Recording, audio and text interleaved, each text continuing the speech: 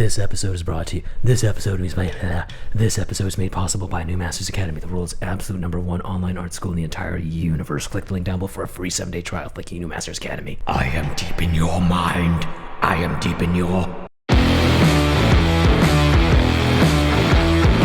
Hey everybody, welcome back to the Honey and Absinthe After Hours podcast. We're your hosts. I'm Vincent, a background designer for the Hollywood animation industry. And I'm Janet, the ex-Disney artist turned independent creator, and this is a podcast about all things art, business, and whatever we feel like. Now today we're going to talk about what you can accomplish if you were doing what you actually wanted. But before we get into it, make sure to jingle, touch all our bells and buttons.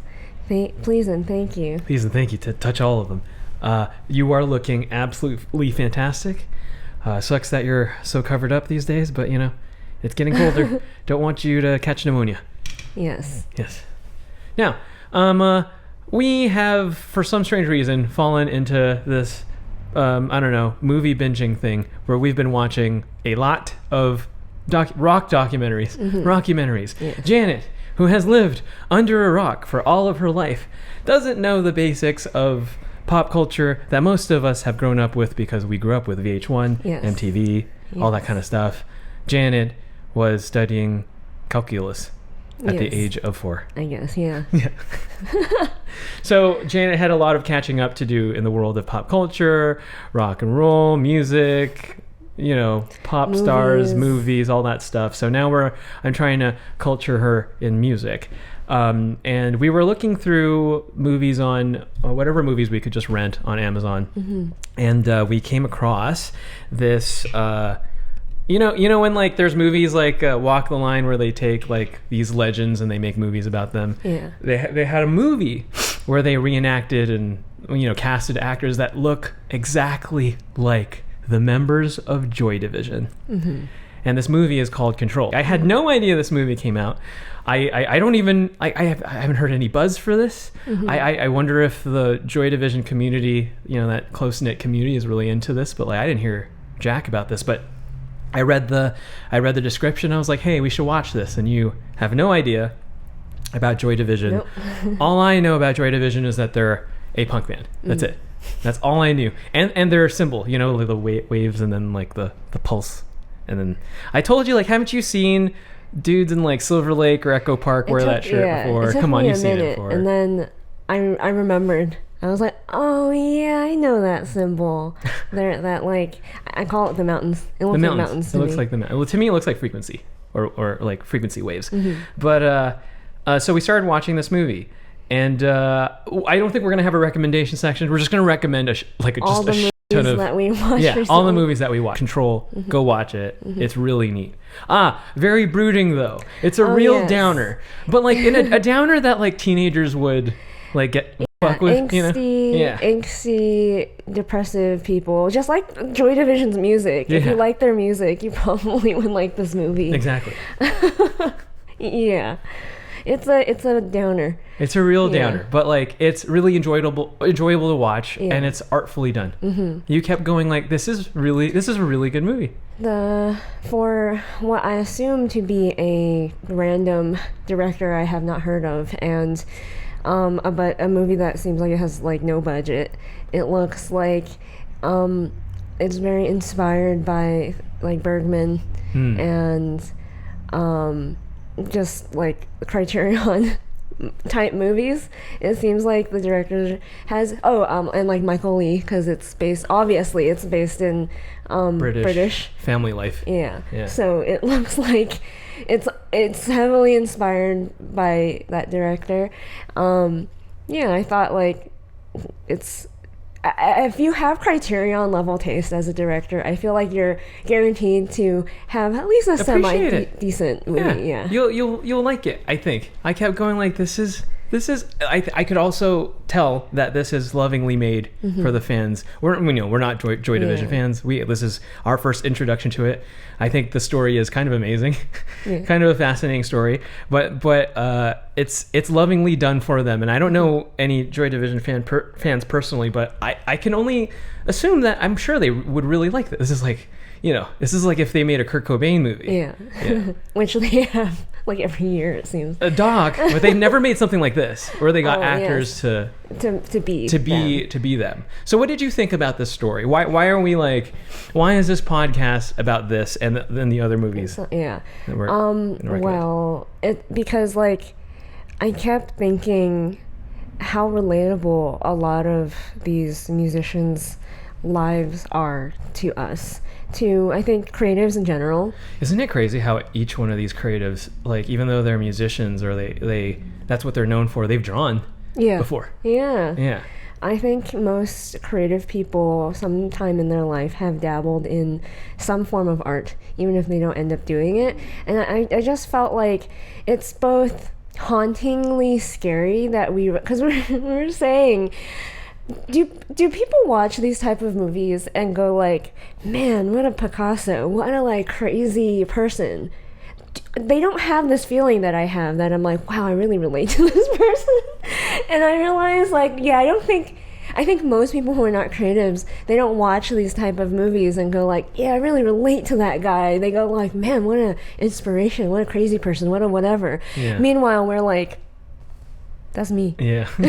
Or that's someone I know, or something like that. And I was like, that is both really scary if you know what happens to a lot of these musicians. Not anything good. Not good. Usually that's, they're resting in peace. And I was like, that's both really terrifying and also very inspiring, because they are so creative. They have accomplished so many things. So that's kind of why we're talking about it, and about how they're just like ways that they are similar to us and creatives these days, but also ways that they're not. Yeah. So just to start off, because we should just probably bring out the similarities, because they're all the same. Yeah. They all start off really young, and then not expecting too much, just like enjoying the craft of what they're doing, like being a punk band or being like a just any kind of musician, and then all of a sudden success just floods in. Yeah. And then the pressures and the just all of that, the pressure cooker life of being like number one or just being seen by so many people. Yeah. It's not so good. Yeah. It doesn't end well. But I think there's a lot to learn from that. Being someone who was so uncompromising, or just like this was just a thing, like a really intense side hobby for some of them. And right. So for what's his name, Ian from Joy Division, the front man. Yeah. He was just some guy who worked in British unemployment, it looked like. Just like he had a day job, played with his buddies after work, never wanted to start a family, never expected to be the Joy Division. Yeah. And then all of a sudden they're playing for the States, and spicy things start happening, and it's no good. I feel like most of these type of like, I don't know what to call them, reenactment movies or Life in Times, but like recasted with actors, they make the story of like an artist's life or a creative who's like really emotional. They make the drama like the relationship stuff, but like I couldn't help but be like, I don't really think that's like relationship and love drama. I don't think that's why someone would feel so stressed out. I think it's more common that like Hollywood and success and fame and ego and all that stuff can really get to you, on top of the added relationship stuff. Because at the end of the movie, should I spoil it? No. Let's just say at the end of the movie, some stuff happens with like people and relationships and that kind of thing, which is why things go south, I guess. And I was like, I think you can see him as a very like Holden Caulfield, like, oh, everyone's a phony. Like literally every single person that we're going to talk about can be perceived as some kind of Holden Caulfield. Yeah. But I think they're more complicated than that. Yeah, I think Holden Caulfield is the SNL parody of and I think there's more to each of these people than just calling them like a troubled male youth. Yeah. Troubled male youth. All of that energy, where does it go? Society doesn't want it, apparently. Yeah. So like there's that movie, Control. No, well, yeah. So before we move on to the other things, like what makes Ian's story special amongst all these other people? Well, for me, I really thought that he like, it was his side thing. Like, he had a day job. He didn't seem like he expected it to go anywhere. Because if you're familiar with their music, it's really not like mainstream, not pop commercial. Music. Yeah. So, and with every one of these people, these musicians,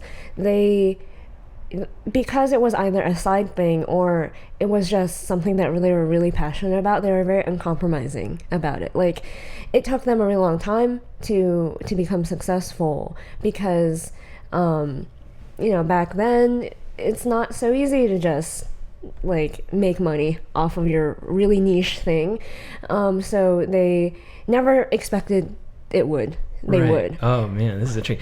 While we were watching this, all you kept doing was opining about like this artist's life is just like this other artist's life. Yeah. Which was shocking to me because like I thought this other artist was like totally original. Yeah. I thought he was just being like a Sasuke, but it was more than that. Please explain. So like, also, if you know anything about Ian, the frontman, he has this condition where he has seizures randomly, and then I watching the movie, I was like, oh my god, Joji is Ian, like reincarnate. Yeah, I was kind of like, that is kind of weird. Like, they didn't know what Ian's problem was, I think, back in the day. Like, it was unexplained, I guess, why he had seizures, because it really didn't seem genetic, because he developed it. And like Joji, he became Joji from Pink Eye because, like, for one, he always liked music. He always produced music, but he started getting seizures from stress being Pink Eye. And then I was like, wow, you're the same. But then like the more Ian became the Ian of Joy Division, which, like, to describe, just like really sad boy, tired, weary around the eyes, gaunt with the cheeks, the look that Joji has, actually. Yeah. And I was like, wow, like, I'm slowly watching someone turn into like Joji. And then I was thinking how like similar they were, and just like, it's just crazy that like you can see either yourself or like other people in these people, and especially when they're like so creative too. They all went through this period of time where like, oh, I don't think this weird thing that I do that no one really likes but me is going to be anything. And then turns out it becomes something. And then, oh, success, how money and fame can ruin a person. But then, because these are artists who are very much like similar to us, like uncompromising. It's different for like if you were like a pop star and became famous, oh, whoop-de-doo, like that natural fall into ego, and that it was always there. But like, these guys were all like, I just want to make art, even if no one like art. No, literally no one likes. I'm pretty sure no one likes this. And then they're like so okay with that. Yeah. And then all of a sudden they fall into the traps of everyone can. I think when you're young, you have this ego that, especially if you're that way, like, oh, I would never sell out. I would never be seduced by fame and fortune and all that stuff. I'm doing art for the world, man. But I'm doing it for world peace, man. You can really like, if you're honest with yourself, you watch these people who were seduced by it, and you're like, it could happen to anyone. We've seen it many times with our friends and people we work with and stuff like that. So yeah. And then it was fun. We had a double feature of Super Sad that night. Yeah. So we spent like, our first movie of the feature was the Joy Division movie, the Control movie. Yes. And then we immediately, without any sort of warning, I just felt, because like this was also free on Amazon, we watched this documentary on Elliott Smith, which I know a few things about Elliott Smith, but you don't. Yeah. But I thought it was funny because not his story. Just like it would be funny to watch this immediately after the hella bummer that was the Control movie. Yes. And again, to a deeper degree, because it's a more intimate documentary. We'll have the link to it in the description. It's a really intimate documentary, so we really got to really like get into Elliott Smith's life and all he did as a musician, and I just was blown away with how talented that dude was, man. Like he had everything when he was like 17. Like he could play drums, he could sing, he could play guitar, he could do anything. Yeah. And he had the the captain of the ship leadership quality of like, I'm gonna make a band. He was like, oddly, like, he comes across as shy to me, but he's not. He's like actually really personable because everyone loves him. He makes friends really easily. So he's just chill, I guess is the best way to describe it. This chill guy who's like, you want to be in my band? You want to be in my band? You want to make my music videos? Yeah. You want to make... Cool. Very, very talented.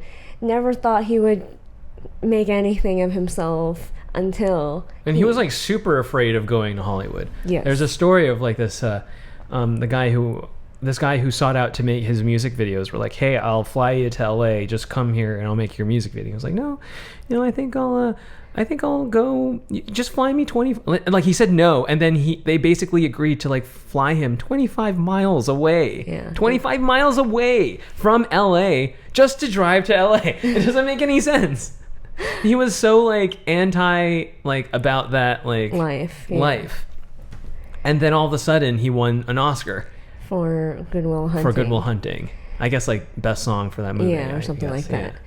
And it was kind of crazy to watch his attitude change, or just watch his priorities change, because it's not like he overtly said anything, but like, you know, once there was this guy who said, you know, I'm not about that life, and then he suddenly was. Yeah. And then that's like the story of our lives, isn't it? Yeah. When you reach this kind of success you never thought you would attain, and then things change. As someone who doesn't know anything about Elliott Smith, when you would get like small snippets of his music at the beginning of the doc as it's starting, I was like, oh, so like, you know, folk music. And a lot of people compare him to like Simon and Garfunkel. And then they're like, no, you don't understand. Like, he had this whole punk rock phase, and then he started making that music. And then when I really listened, I'm like, yeah, it's folk music, but because he comes from that like punk rock background, his music is more like the music he's known for does remind me of like an acoustic version of like Nirvana songs. Like very, like it's all about the lyrics and how almost like poetry it is, and a lot of people seem to really relate to his songs. They seem to be about something, but then anyone can like put themselves in those shoes and be like, man, you really helped me through some difficult times. And so like he went from like rock and roll life to like, I just want to make coffee shop music. Yeah. And it really seemed like only the Portlandians really genuinely like knew who he was and like liked him. But then somehow like some people in Hollywood and the music industry like got their grubby fingers. Yeah, they like discovered him, and like he was a thing when Portland wasn't really like known for the music scene, not really. And so like when he finally got discovered, I think in like LA and New York, it just seemed like they don't talk about this in the documentary. I researched it for myself. Like I looked after the fact, I was so curious about him that I like looked him up and stuff. It really does seem like he got seduced by money and fame. but at the same time like uncomfortable with it, like all these other musicians are. They just like not knowing how to deal with the stress and the pressure that comes with it, but also like the people and the adoration and the feelings that come with it. Yeah, I think he's really talented. And again, he because he just wanted to do coffee shop music, he never thought that like anyone would he would ever be popular. And like that's like we didn't realize that was the common factor here until like we were doing the show notes, and we realized all these musicians, they're basically the same. They never expected or wanted to be famous. And I just thought like that's something that doesn't exist to this day. That there are some people who are uncompromising about what they do or like to do, and decided to, similar to the last podcast episode, decided that, you know what, it's worth it. If I get to do this all day, but like I'm broke and this will never be anything, it's worth it because I get to do this all day. And I was just like, that's really rare these days. That's really rare. And it's crazy that like that's like the common factor of success for especially this more like niche punk rock / like not mainstream music. And then there's Montage of Heck, which is Kurt Cobain's documentary, which we both watched I think last year. Yeah. And I'm a big Nirvana fan, but you were like very whatever about them. But then how did your feelings change, or just like how did you feel after you watched this movie? I felt like Kurt is so the definition of so much creativity and talent in a person with like zero means. And like zero, like for all these people, like they shouldn't have gotten famous. There was absolutely no reason. Like it's not like they had business skills, it's not like they wanted to be. Like in many ways, I feel like they actively worked against trying to be famous. And then like, I don't know, things happen. They get really, really, really lucky, or like people just really, really adore them, and then they get I think the industry just thinks that like, oh, we can make money off of this. Yeah. Every single one of these instances, some fool was like, I'm gonna make money off of you, because they see the crowd that they're drawing. Yeah. There's always like the one guy that really believes in them, whether they really believe in them or it's more like, I can be your manager. Yeah, it's interesting for each of these people. It's like good or bad. Yeah. Like some of them are really nice and help them out. Some of them really put them on the path of destruction. Badness. Yeah. And I just thought like, I didn't know anything about Nirvana before that documentary that we watched together. But I didn't realize what a like nice guy Kurt was. Very sensitive. Yeah. I think Kurt was like the OG male feminist. Yeah. He's the OG. Everyone else is fake and whack, and like you're like, that's just like the McDonald's version. I always thought, like, ever since in high school, I was like, this dude is like legit a sensitive foo really, really who's sensitive. about feminism and stuff. Yeah. All this stuff that everyone pretends to be about, like this foo was just talking about. Yeah. Like 20 years, 15 years before it became super mainstream. As someone who's lived under a rock and knows nothing about anything, the punk genre of rock music to me seems like very angry, angsty teenage boys who have no reason to be, like they just want to let out their anger and aggression. But then I quickly realized that like Joy Division, for example, and like Nirvana, all this stuff, like these guys are actually very, very, very sensitive human beings. Yeah. That it's like masked in this like angst and anger, but actually it's just their feelings. Yeah. I feel this, things. I feel that. Yeah. And then instead of like, taking it out on other people, it's all almost like music's their outlet. Yeah. They're taking out their feelings on stuff. I didn't know that about punk music until I really like listened to it. Yeah, and like down to earth dudes most of the time. Yeah. Like same with skaters too. Yeah. The same type of thing. They like take out their energy on the skateboard. And I think I by the end of it, I was like, man, just like all these other musicians, so many things that happened to them caused their downfall. But it's just so sad. Like because you see like how much like potential. Yeah, like they if they were just left alone in a room, they would make so much. Yeah. It doesn't matter if it's like music; it'd be like comics or drawings or pictures or whatever. They're just like super creative people. Yeah. And last night we watched an Iggy Pop documentary. Yes. Which was great. What a life. What a life. What a guy. We saw him. We saw him at FYF. Yeah. I had like my ears were dead. It's interesting to like now know the history of who Iggy, because when I saw him, I didn't know anything about him. I was like, oh, who's that man? I was like, you don't understand that that's a legend right in front of you. And I'm like, oh, cool, I guess. But you know, that's Iggy Pop. Yeah. You're like, sure, yeah, totally. Okay, so when we watched the documentary, then what?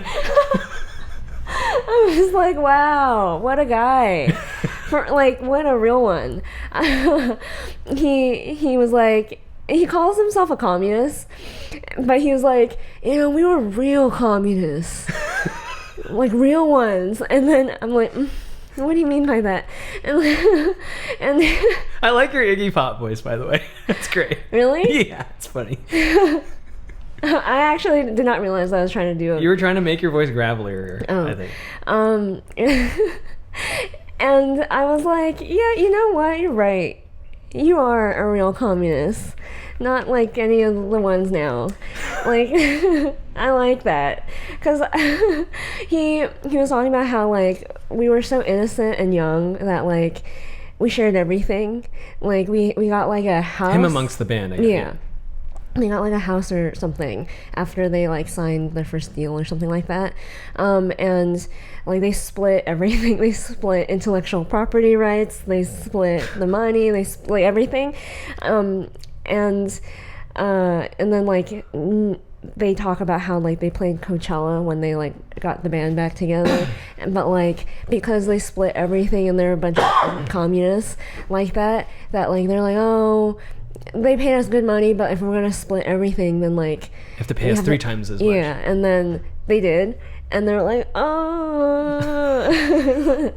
And he has this whole rant about how the I think the '60s hippie movement was like created by like the man, a bunch of corporatist assholes who was like, yeah, that wasn't real, and I was like, man, I like you. Yeah. And I don't know, I guess this is like a thing that people know about the Stooges. But like one of them, like to bond with his dad, they would get let's just call them historical artifacts from the war, and he would wear that on stage, and he was like, it's not political, yeah, though. no, it's not political. No, it's just like I like them. Lemmy from Motorhead is the same way. He has a collection of these artifacts, but he's just very about like, oh, it looks dope. But then they call themselves communists. I was like, I love them, because I think they're just about like, I just wanna do, because I was really shocked by their beginnings. Iggy was in a like almost like Beatles-esque high school band, right? And they were really good. Yeah. And then he became like sort of like a session player a little bit. Yeah. And he could have like Iggy had a total life where he could have been like a fine, jazz blues session player. Well, he played in, was it New York or Chicago? I forget. Chicago, I think. I have been listening to Dear Reader, the unauthorized autobiography of Kim Jong-il as dictated by Michael Malice. It is about the mythical being that is Kim Jong-il. If you don't already have an Audible subscription, head over to audibletrial.com/the Honey and Absinthe podcast, where you can get this audiobook for free with your free credit. That's audibletrial.com/the Honey and Absinthe podcast. But he like kind of found a bunch of misfits. Yeah. To pretend to be in a band first, remember? Yeah. And then they saw like a girl band, and then they were they were trying to like bang, I guess. But then like they got their feelings hurt because they're really good. We need to like actually do this. The boy pride. Yeah. And then they did. Yeah. And they made the Stooges. At first kind of really experimental music, but like it set them apart, and then people really liked them. And then very performative.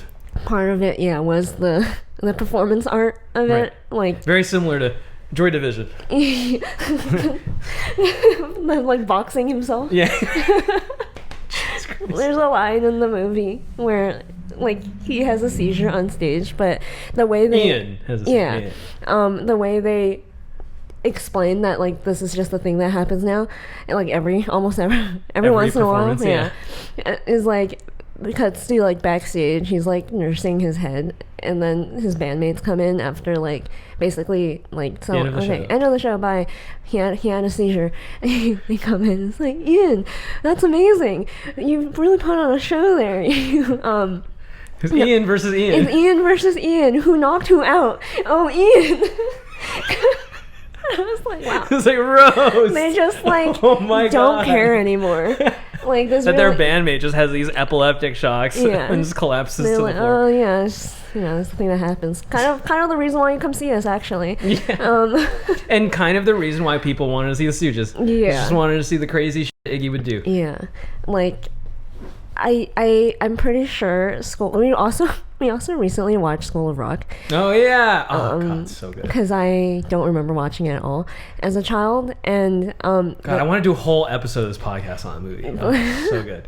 The movie's so when good. Jack Black tries to stage dive, I swear it's the story that Iggy Pop tells. Oh. He sees like two girls or whatever, and he's like, I'm gonna stage dive, and then Jack Black falls, and then no one catches him, and like that's I'm pretty sure that's from Iggy's story. Oh, interesting. Yeah. Huh.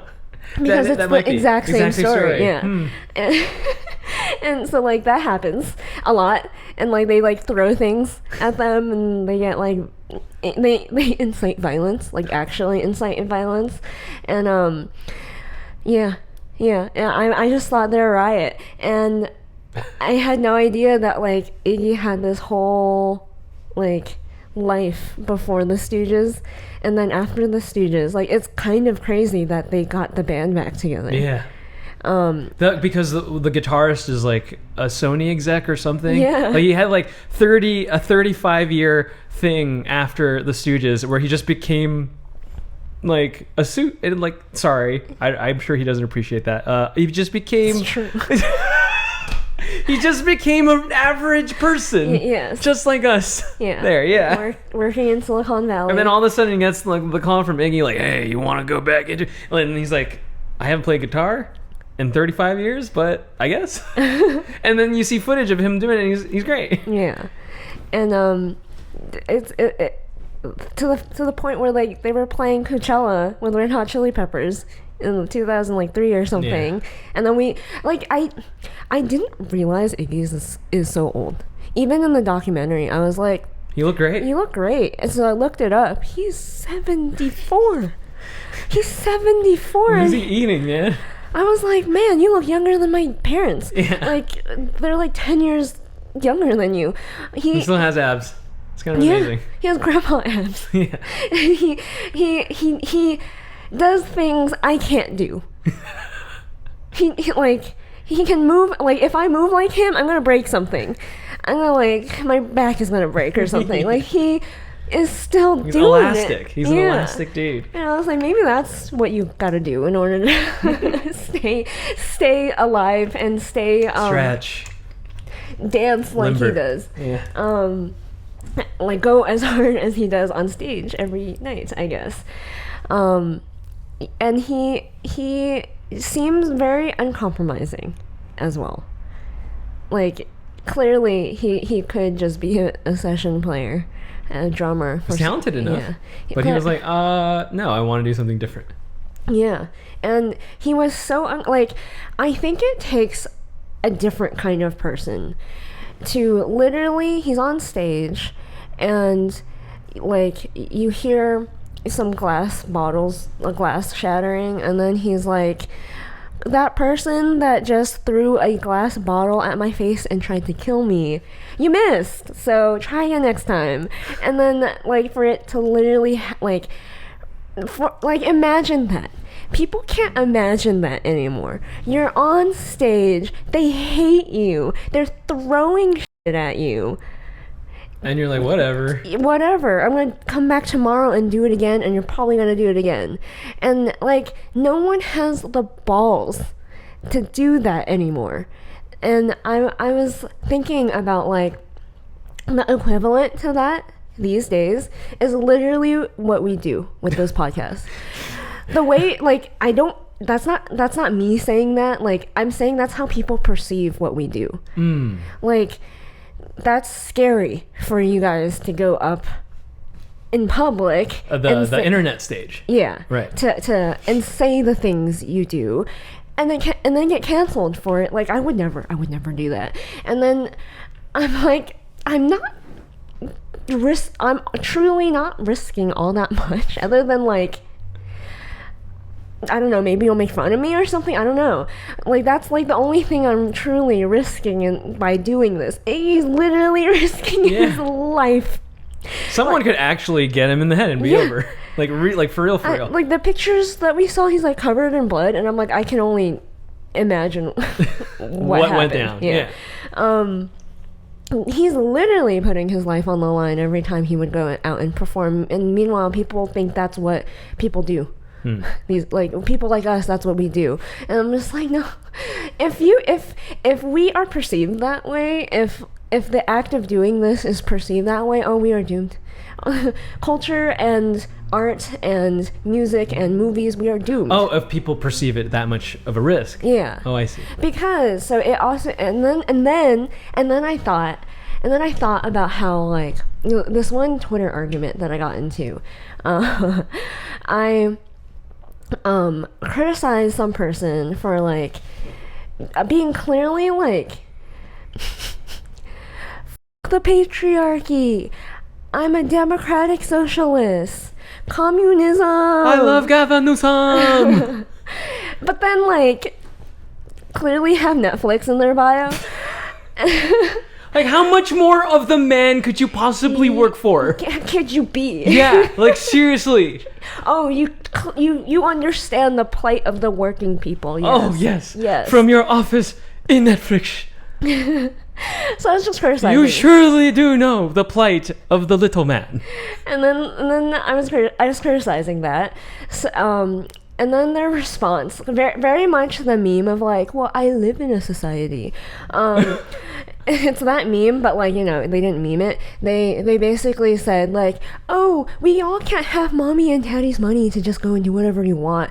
And then I was like, okay, like, you're just buying all the bullshit everyone says about me without knowing anything about me. Well, of course they do. They work in Hollywood. Yeah. They just like knee deep in bullshit every day. Yeah, like, there's so much in that one statement. I was like, there's so much pettiness and jealousy in there that's unfounded, because whoever said I had money, that I came from money. And so I was just like, oh, I see how you judge people in society. And even though you work at Netflix, somehow you are someone who didn't have what I had growing up, or so you thought. And I was just kind of like, oh, interesting. Yeah, I was right to leave. But I also was just like,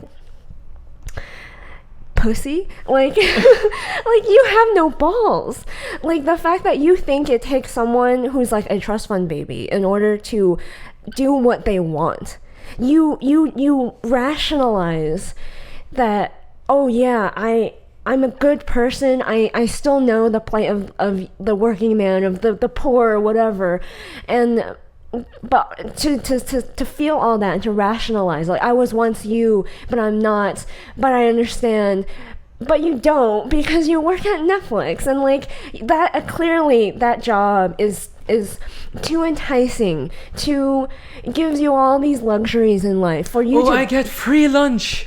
I get the adornment of my friends. This is the episode that I worked on. These are my peers. For you to be like, but what I gave up is, we all can't do what we want. We're all not so lucky. I'm like, we're all not so lucky to do what we want, and you work at Netflix. Yeah, it's like, what? It's just like, what kind of absurd is that? Yeah, I was like, you could just leave. You could just leave. But you're a pussy. Yeah. Like, would you? I was like, listen to you. Like, you think that is a dunk, but you don't even understand. It's like so sad. They're so in their fucking prison. Yeah. They're so in their prison. So that's like, we're like, okay, we're just gonna let you rot in your prison. Like, clearly you love it so much. Yeah, clearly. Clearly you love it so much. Clearly, someone has like a gun to your head and is like, you must work for Netflix or else. And you must say these things or else. And you have to, because you gotta put food on the table. Meanwhile, Joy Division, Elliott Smith, Iggy Pop, like the real artists, the real ones, who, like, not you, the real ones. They were hated by everyone. They were ridiculed by everyone. Ridiculed until they weren't. Yeah. And then everyone wanted to be them. Everyone still tries to be them. Everyone's influenced by these. And I thought the Callards people were supposed to be the punk rock ones. I know. And I was just where's all your punk rock energy? Come on. Ariel Pink, where are you? When I made all of these realizations after having watched all these documentaries, realizing that like these people are willing to risk everything, willing to be broke and made fun of and nothing, but like, you know what, they're truly like, they're doing what they wanted to do. These people, I realize they don't exist anymore. If you think that's who we're being, because we are nothing compared to these people. What we do, come on, I just run my mouth on the internet. That's about all I do. And like, not even going as far as I could. Like, I'm constantly like testing the waters and pushing the line a little bit because it's fun. How can we let's inch a little bit towards to the line? Well, just a little bit more. But like, come on, what I do is not anything special. Nothing revolutionary. Brave. It's not brave. Or original. Yeah, or original. But like, the fact that some people perceive doing that is brave is a problem. Like, I think you need to perceive that they're much more braver people than us as brave. And when I realized that, I was like, that's really sad. Where are all the artists? They don't exist anymore. And then I was like, oh no, stop being such a pessimist. Again, like, there's a part of me that always tries to find the optimistic angle to this. You're a lot more optimistic. Yeah. You actually said artists aren't like this anymore. Oh, they have no hope. In my eyes, they have no hope. And then I was like, I thought about it. I was like, no, they exist. They just work for the man right now. And because, and I was like, can you really call these people similar to these great musicians, these people we're talking about that we know? And I'm like, I arguably, I would say yes. Arguably, I bet you some of these people, if success came to them so early, they would have easily just worked for the man and just been like, oh, that's fine. But because a lot of our peers, a lot of creative people that we know got success so early on and didn't have to, struggle. Because if, let's say, I thought about this when, after I graduated school, if I hadn't started working right away and then broke into animation, I would have had more choice to be who I am. Because when you're a freelancer, you do actually. You have more of a decision in what kind of work you want to do. Because people will be hiring you for your uniqueness. Whereas like, if if I had done more of my own thing, if I had done this 4 years ago or 4 or 5 years ago instead of when I did, I would have just done whatever I felt like. But because I had gotten hired fairly early on, because I broke into the industry, I stopped all of that, and it was like comfortable. And I genuinely believe a lot of the best artists today, they're not making like stuff like this, like the good stuff that we're talking about, like original is what I mean, I guess, unique, their own, regardless of whether they're liked or anyone cares. I believe a lot of the people we know would, if they didn't have the man to serve. They like, there's so many people that we know that are like have such a unique style, such a unique and that's why they got hired. Like, they got hired a lot faster than we did, because clearly Hollywood knows talent when they see it. But like, what's so sad is like all of that went away the minute they got hired. They don't make work for themselves anymore. They're not quite as prolific as we were. Even when we were making fan art and doing conventions and stuff, they just stopped altogether. They're too tired. They just didn't want to anymore. I don't know. And I was like, they're all working for the man. And in a lot of ways, I think that is, yes, it's the optimistic, at least they exist, but it's kind of sadder. Because it's like, you don't have that though. You don't have that aspect where you're like willing to risk it all just to do the thing that you really, really like. Because what I realized then was like, but it was harder for Joy Division and Iggy and 10 million times more Elliott risk, Smith. man. Yeah. It was harder for them to be successful back then. Yeah. They didn't have YouTube. They didn't have Patreon. They couldn't just record their music. They had to pay to record their music. Yeah. You can't There's just no get Logic, there's no mixer. 4-track or anything. Your phone literally can record stuff now. Like, So you don't exist until you have like a demo, right? Like you have to pay some foo in a recording studio. to be like, cut a record for us. Please. I'm gonna pay you. Like in the Joy Division's perspective, they be like, it was like $300 or something at the time, and it was like everything that they had. Yeah, they took out a loan and everything. Yeah, and they're like, this is a lot of money, $300. Are you sure? And then he's like, that's the only way to get a record out to sell. It's the only way we'll be heard. Yeah, so imagine that like, it wasn't easy. It was harder for them. And yet they still did it, and that's why they were broke and unknown. Well, I guess not Joy Division, but like a lot of them, they were broke and unknown for so long and just trying to make ends meet. But you know, they worked odd jobs and whatever they paid the bills to do this thing. They all did. And it was not a glamorous life. Some people might romanticize it, but it's not a glamorous. Like Elliot did construction jobs. And I Kurt was, was a janitor. Yeah. And I liked what Elliot said about his construction job, that like, you know, you're just like banging hammers, tearing down walls all day. It lets you think. And then you go and make music. And I was like, I 100% would have preferred a job that didn't require all of my creative energy. And then I go home and try to be more creative. I 100% would have wanted a mindless job. I think that's why being a kid in school made people like us so creative, because you're doing these ridiculous things that you hate doing at school, have nothing to do with creativity, and you go home and you be creative. Yeah. But then when you're doing something creative all day, and then you try to do something creative all night, and see how long that lasts. Yeah. It just doesn't. Yeah. You just don't want to. And I was like, people these days have no excuse. It is easier than ever to find, because I was thinking, oh, these guys, if they were alive today, if they were doing what they were doing today at the age that they were doing it, they'd be YouTubers. They would 100% would already have like 100,000 followers or subscribers, 1 million subscribers, and they'd just be making their really niche, weird music, making YouTube videos for them and playing shows Patreon, around. Yeah, and that would be their lives. They wouldn't reach this astronomical, ridiculous success. Yeah. Like they'd have you have your ability to create your your own audience. Yeah. You don't have to be like number one or even any part of the charts. You could build your own community yourself. And for them, broke literally meant broke.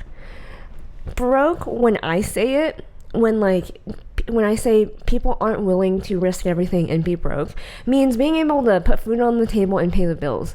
You're not wealthy. You're not living in luxury. You're living a very normal, modest life, and very normal. Like, most people live this type of life.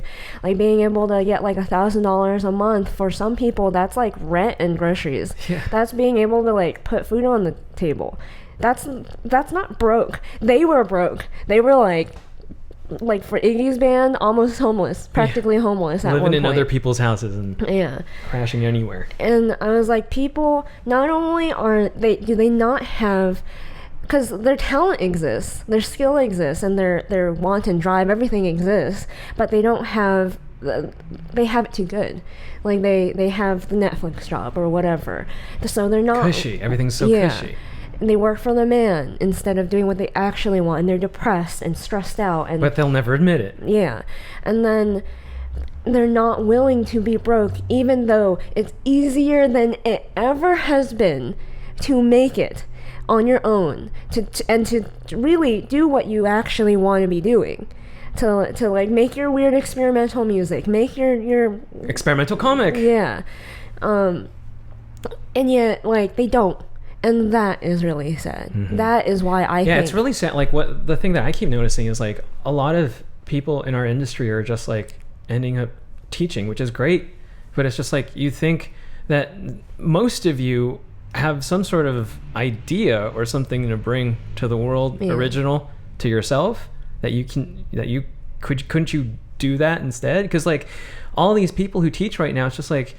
Teaching's not going anywhere. Yeah. Teaching art is not going anywhere. Yes, it's like it's really convenient now, now more than ever because of the internet and Zoom and all that stuff. But like, that's not going anywhere. Why don't you try doing the thing that you've always wanted to do? And it makes me think, whoa, what if there are some of our peers who don't have anything, who literally worked so hard just to work in animation, and that's it? I don't sad. believe that. You don't believe that? That's why everyone has like a side comic. Everyone has true. Like, everyone does. Once you start working in Hollywood, everyone has a pitch or something in their back pocket that they're working on because they hate their day job. Even if their day job is to work in Hollywood. If you're not the man, you're no one.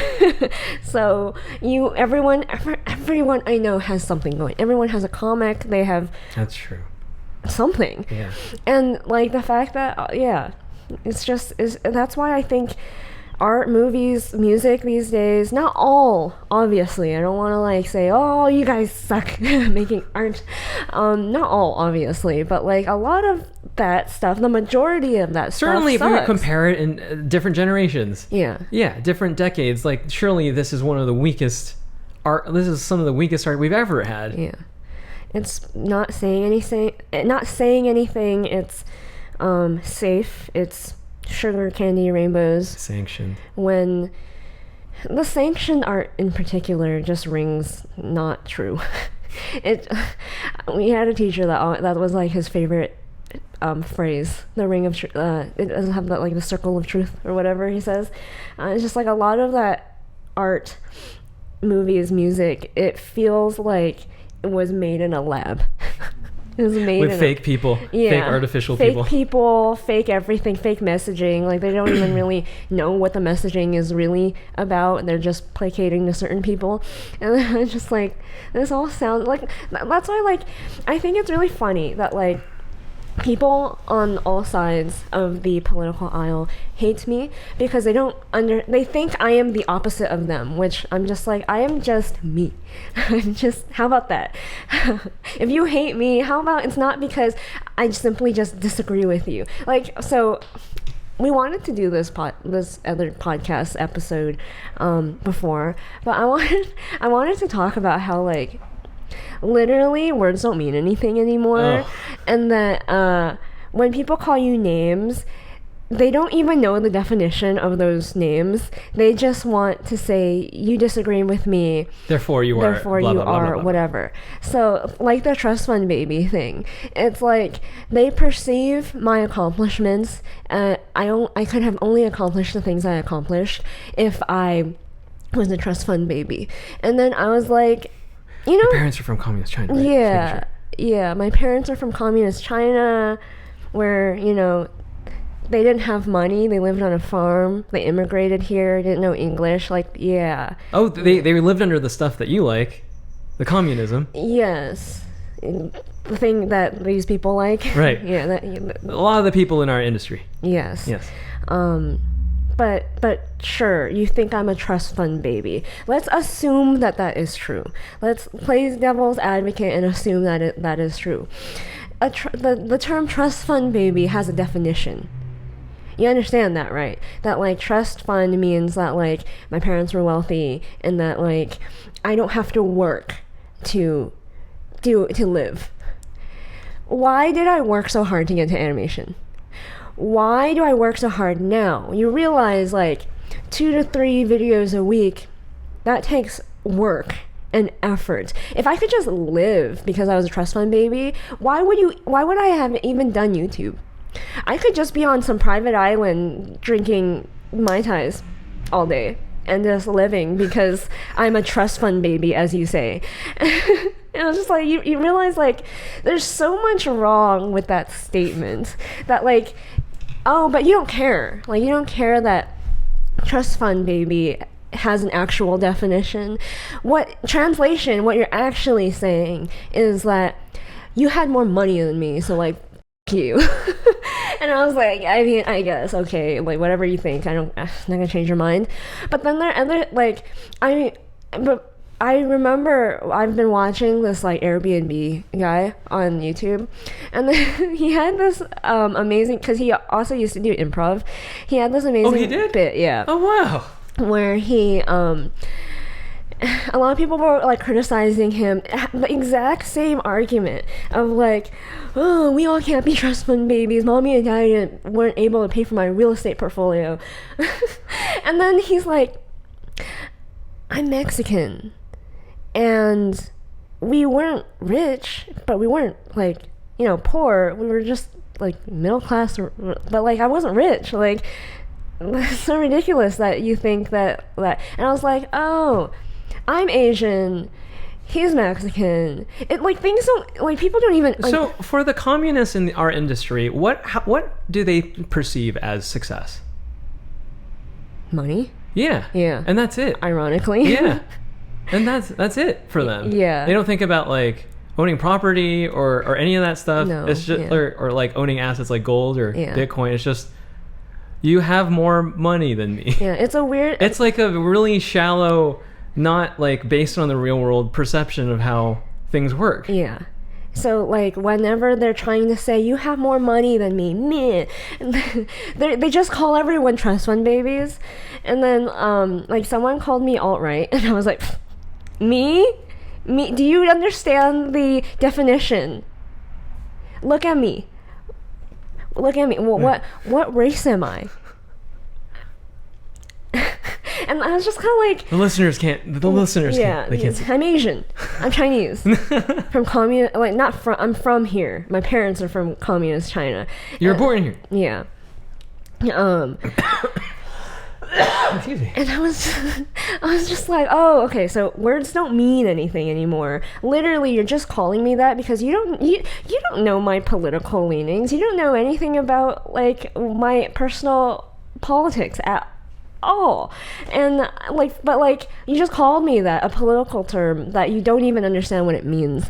And then I was just kind of like, oh, what you really mean is person that disagrees with me. But you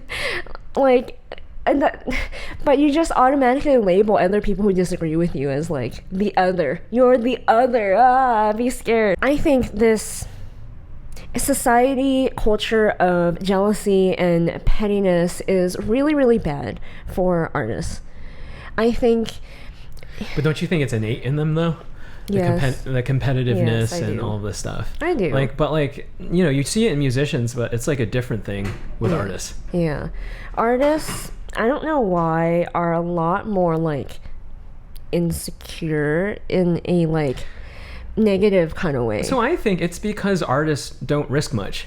I think they sit around in their studio and they think the world is one way, but they've never performed in front of people. They never like actually risked anything. They never said anything that, you know, that is worth saying, really. They just say what's popular. Every single one of our peers, they work on these shows that say what's popular and that what like the majority of people obviously would agree with. They never say anything that might, you know, just something honest, you know, something that's not like expected from Hollywood of all places.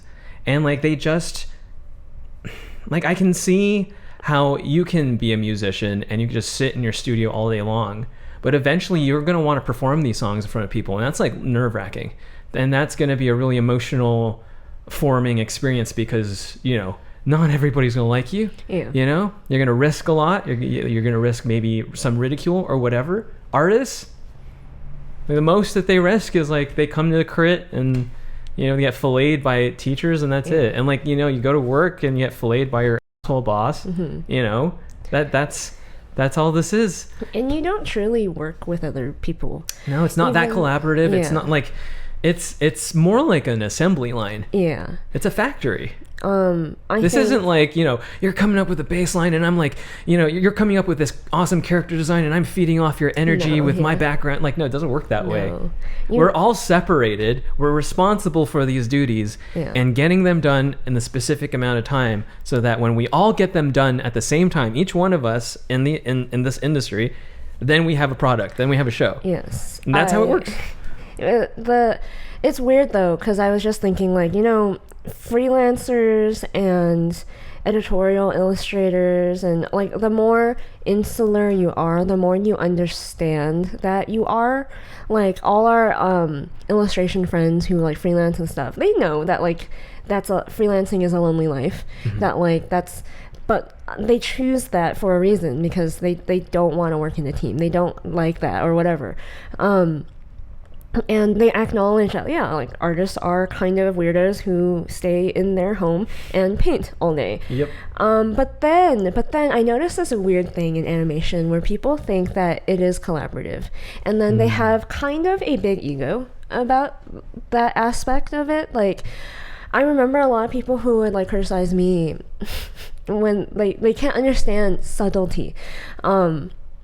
In thought, when I would say like I want to be my own boss, I want to like do my own thing, and I have a little bit of an ego, doesn't mean I'm incapable of working with other people. Clearly I have for like most of my life. And they'd be like, oh, you know, in animation, don't be like her, you need to be, you have to be able to work in a team, you have to be a team player. I'm like, working in a company is barely that.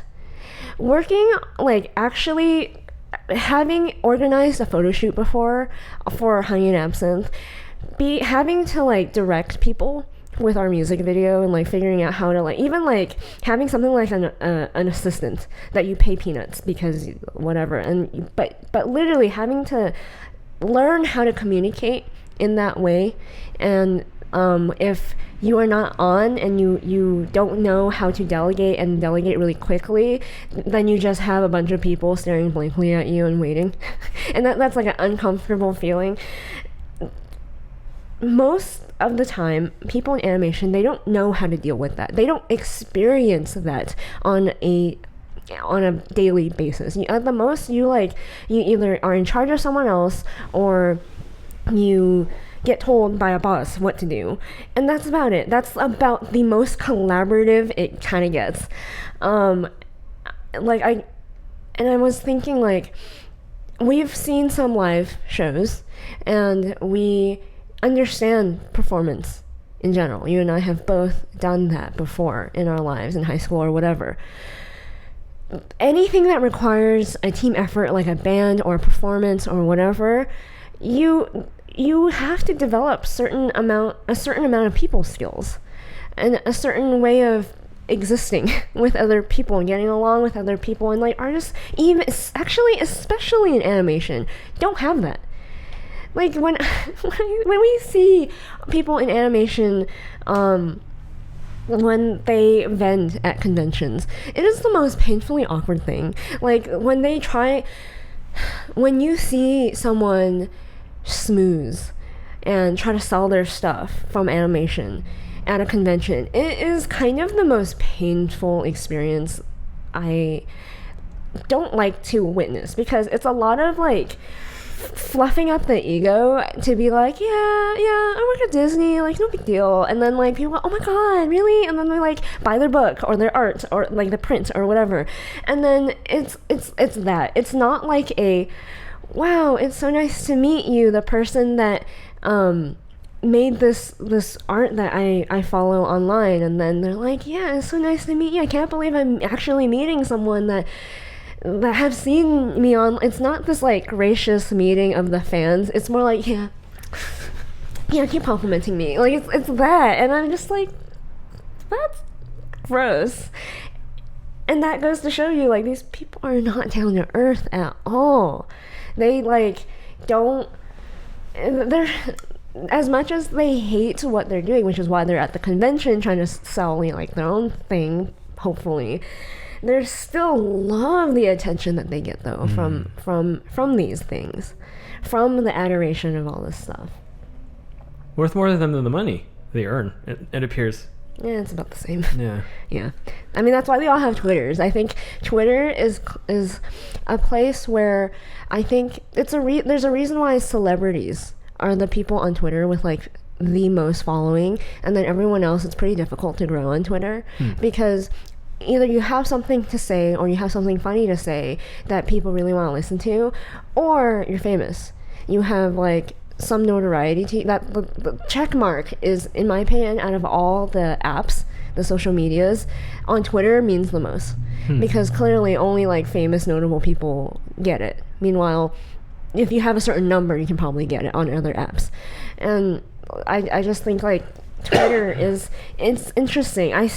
You and I both saw everyone in animation slowly migrate over to Twitter is like the app that they prefer to be on most of the time. Yeah, it's because I noticed that a lot of the animation art wasn't popular anymore on Instagram. Yeah. It started shifting towards illustrative, and you know, it's like when I was graduating school, the art, you know, the animation art was like super popular, and it was the illustrative art that was like getting shit on. And now it's the animation art getting shit on. The illustrative art, it's like, so all the people who had animation art who can't draw any other way because this is how they draw went to Twitter, where they can not only draw, they could talk bullshit and then get people to follow them. People like just go like, oh my god, could you look at my portfolio? It's like instant validation, whereas like posting on Instagram can be really demoralizing, even if especially if you have a large following, and then you post your pretty animation art and then no one cares. Yeah, because it's just not in vogue. Yeah, but you have a really big following, that really hurts. That can really hurt some people's egos. But if you can literally just speak any bullshit, but as long as you have Disney in the bio, people will come. People will adore you. Will like a random tweet about nothing for no reason, but simply because they want to get noticed by someone who works at Disney or whatever. And I think when I saw that, I was like, interesting. And it's also really interesting that a lot of them don't do YouTube. Like they're not brave enough to put their face and say something. No. And yeah. I think behind the desk is their habitat. That's yes. where they belong. But then they have no problem just talking shit about me on Twitter. Oh yeah, it's easy. Behind their desk. Though. Yes. Like in between work, going on Twitter.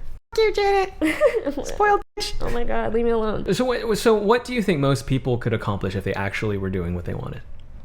So much, because like the thing is, people think that when I criticize artists, especially like people we know or people in our lives, I feel like a lot of our criticisms, we're thinking about them when we're talking, so it does feel like we're talking directly about them or to them or whatever. I think some people might consider it offensive, like, oh, Janet, how dare you say that about me or whatever. And I'm like, but it's a real honest criticism. Like, this is the stuff I would get in trouble for growing up as an INTJ. I would get in trouble a lot of times for being too honest, in my opinion. People would just say I'm being mean, or they just don't like to hear what I have to say. And I was thinking, like, at the time when I was younger, like, but what I said was not an insult. Like, people would think I was insulting them or something, and I'm like, no, I wasn't I mean, it might sound like an insult, but I'm not insulting you, actually. I'm trying to help you. I'm trying to be like, this is a criticism I have for you. You have so much potential to do more with your talent. I believe that you do. But why are you doing this stupid thing? It doesn't make sense. Like, but then people get really offended that I would even...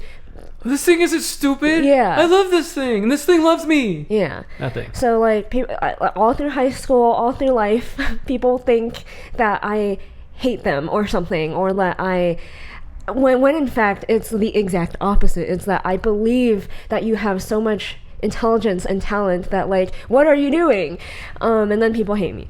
But then when I say this about the industry, or when I say this about, like, our peers and our friends, and as much as, like, you know, you can shit on me in private or whatever, I guess there's still a part of me that's like, I guess you're still a person I know, my friend, whatever. I feel sad for them. I feel sad because, like, I genuinely believe they could be doing something great, something better than me, something that you can totally just blow me out of the water if you wanted to, and, like, no one gives a shit about me anyways. And these talented people, a lot of them far more talented than I could ever be, far more, like, I don't know, like I said before, like, some of these musicians, I feel like there's something in their brain that's a little bit different that like, that's why we can't go to that level of, like, I don't give a fuck that they do, but, like, they can. Like, there's something that, like, we know so many people like that, but, like, they choose not to do what I am risking everything to do. And it makes me sad because, like, I feel like movies, TV shows, music, art, everything could be 1,000 times better if they weren't handcuffed to their job, and as a proxy to that, handcuffed to having to say and just abide by whatever they don't really, but, like, no one's really thinking much about what's happening in the world, or what they say, what other, like, politicians or actors say, or what. A lot of people are saying a lot of these things just because it's just cause. Yeah, they're not thinking too deeply about it, and maybe they shouldn't. Maybe all the politics, like, I always think no one cares that much about, like, only the weirdos online care that much about, like, that kind of stuff. The people I meet on the day-to-day, like, grocery shopping or whatever, they don't care. They're like, whatever, you do you. And I think, like, most people in animation, most artists, most creative types don't actually care. They're just saying it because they're not thinking much about, like, oh, everyone's saying this, I'll just say that. I don't really know what it means. Like, for example, Iggy Pop, a lot of the, like, controversial things that they would say or do and, like, get a rise out of people, they didn't know what they were doing half the time. Like, he would wear a red dog collar, and people were like, you don't know what that means, do you? He's like, no, I still don't. And then, or, like, again, the band member who would wear historical memorabilia. It wasn't political. It was just, like, a thing he did. And I was just like, that is sad. That like, I do believe that if you had the balls to do what any of these musicians did back in the day, we wouldn't have shit art, shit content, shit movies, like, everything. Yeah. There would be more consistently enjoyable things to consume. What can you accomplish if you were doing what you really wanted? I think if people were allowed, I think a lot of people we work with are in a phase where they're just trying to, make money. Yeah. A lot, like, compared to all these people, none of them have had, like it's like the alternative is something that hasn't existed in Iggy or Kurt's time, which is the alternative of like, you can be a part of the system and we will pay you well and we will make you comfortable and we will make you happy. Just create for us and things will be a-okay. And I think like in this generation, in this decade, like people are choosing that, but I think people are starting to reject it and starting to do their own thing. Like what we talked about with the nail salon a couple episodes ago, where like they no longer want to do the brick and mortar thing. They just want to go straight to people. I wonder how many creatives working, like who used to work as an engineer in like some fancy studio here in Hollywood, or some animation person quits, or some actor or director who's fed up working here moves some elsewhere and then does something cool. Like how, like what are the chances that like if everyone who was like, who had that sort of potential, you know, potential beyond the desk at work, what if they all quit and actually did what they wanted? You would think there would be an influx of amazing art that just happens. That's just like that like people will discover and it would make the world better, I think. But I think there's too much, at least for people our age, so much risk, you know? Oh, my image on the internet. Oh, all of this. I don't want to make art that I really mean. Yeah. And even though I have journals and sketchbooks of art that I really, really mean, that I never show to people. And it's just like, it's time. Everyone does the weird thing, you know? Yeah. It's how could you be satisfied with the art that we have? How could you be satisfied with the music and like, and then all we're doing is like, we just watch old movies and listen to these old timers make art and music, and we go like, it's possible. It was in us to do this before. Why is it in us to do this again? I'm not even asking for anything like revolutionary or avant-garde or anything. Like I just want something fun and enjoyable to listen to. What you actually wanted to do. Yeah. It's so like, I don't know if like other people who are not creatives can tell, but we can tell when you're doing something just to do it and not because it's what you actually wanted to do. And that's why I feel like most things I see on entertainment, pop culture, whatever, it seems a lot of times it seems pandering. It seems like it's not what you actually wanted to do or say or whatever. Versus like we recommended that you guys watch the trailer for a Night in Soho, Last Night in Soho, and when you see that Edgar Wright wrote, produced, and directed this thing, it's so clear. It's so like we watched like all the trailers that came out that day, like Matrix and everything, and that was the one that spoke to us because like as creatives, we could immediately tell this is like a passion project. This is like someone. This is art by someone who gave a shit. Yeah, like really, really gave a shit. Not to flex. Yeah. Not to flex nuts to anyone. Yeah. Just to enjoy himself as an artist. Just like, I wanted to do this. I wrote it. I produced it. I made it. I made it happen. Literally. I made it happen. I didn't have to. Yeah. And like that to me is inspiring. That to me, we've seen a lot more of that these days. After, I guess, the pandemic, I think a lot more people have realized the importance of that. Of like I think, you know, someone who's not creative might not understand it, but like it is, this type of stuff is really important to us, the individual, but also define this type of stuff. Original passion project stuff that you want to do because you did it because you really wanted to do it. It's good for to be dramatic. It's good for society. It's good for culture. It's good for the individual who's doing it. Like I think when you have a bunch of people who are really like purpose driven, who are really passionate about whatever it is they're passionate about, hopefully not just ideas and politics, like an art, like a thing that they made.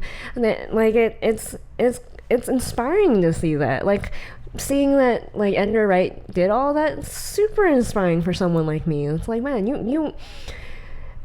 we need more people that turn something into like nothing into something. Like that's so cool. And like the more people do that, I think the more, you know, Edgar Wright's inspiring me, probably inspiring a lot of people like me. And then like maybe someone amongst that group of people who got inspired is like, oh, I want to do something cool too. That's like mine. That and what I if wrote. what if they succeed? Is my thing. What if they succeed? What if, because it's like, if all of the talented people in all of these safe, cushy industries left and did what they wanted to do, they must be like that's the thing, like they must be talented enough to work in a professional environment like that. Surely they all have the means and the creativity to make what they want like a reality. Maybe it's not the first or second thing, but like if they keep at it, you know what I mean? Like I want to see cool shit. Like this is why we do this podcast. We're not sure if we're going to be the ones to do it, but we hope you are. Yeah. You know, that's why we're like telling you, like, whoa, watch these Criterion movies. Don't watch Netflix. Watch these really old movies. Yeah. Like check out these artists. They're like, you know, no one really talks about them, but they're really cool. Check them out. Mm-hmm. And like what I noticed about the through line for all of this is that all of these people, you know, they had no interest or care if their thing became popular.